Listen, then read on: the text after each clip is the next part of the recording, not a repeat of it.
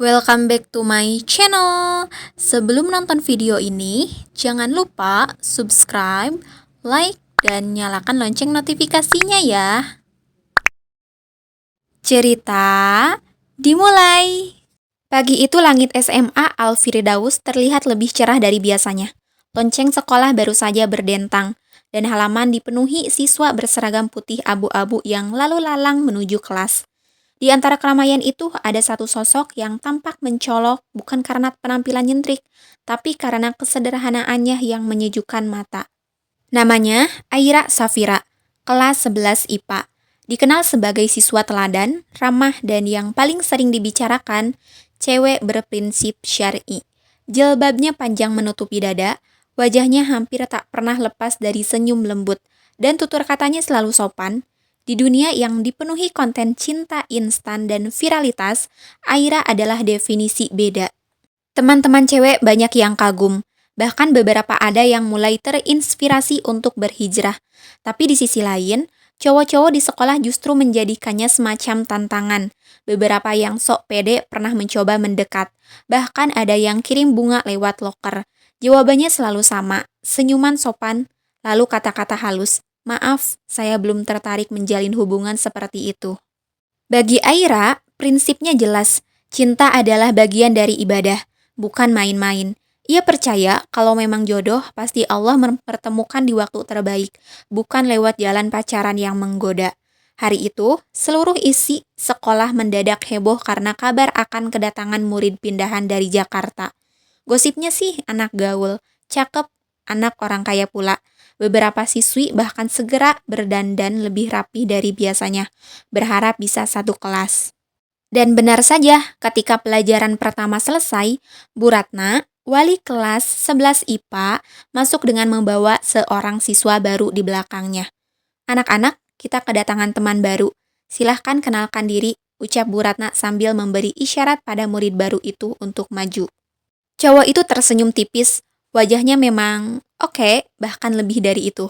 Badannya tinggi, rambutnya agak berantakan, tapi entah kenapa justru terlihat keren, dan auranya percaya diri banget. Nama gue Jayan Malik.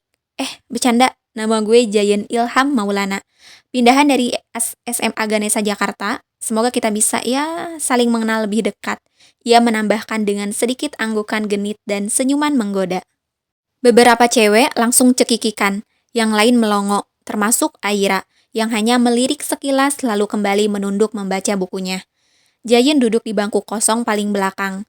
Dalam waktu kurang dari 1 jam, ia sudah berhasil membuat 3 cewek minta tukar nomor.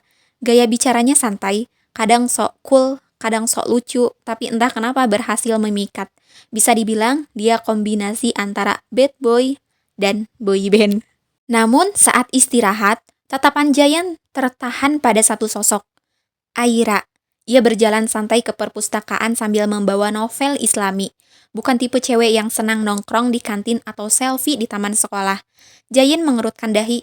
Cewek ini beda, tidak tergoda oleh kehadirannya. Tidak menoleh saat ia lewat, bahkan tidak memberi senyum ketika mereka sempat berpapasan. Cewek itu siapa? Tanya Jayan ke Raka, teman sebangkunya.